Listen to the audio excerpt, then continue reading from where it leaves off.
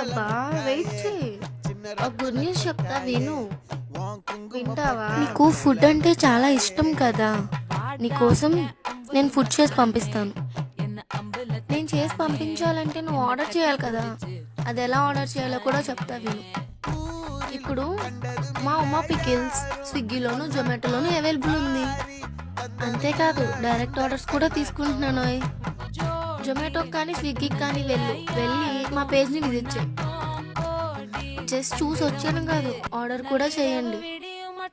నీకు veg తినాలనిపించినా non veg తినాలనిపించినా వెంటనే నేను పైన ఇస్తున్న నెంబర్కి కాల్ చేసి నీకేం కావాలో చెప్పు.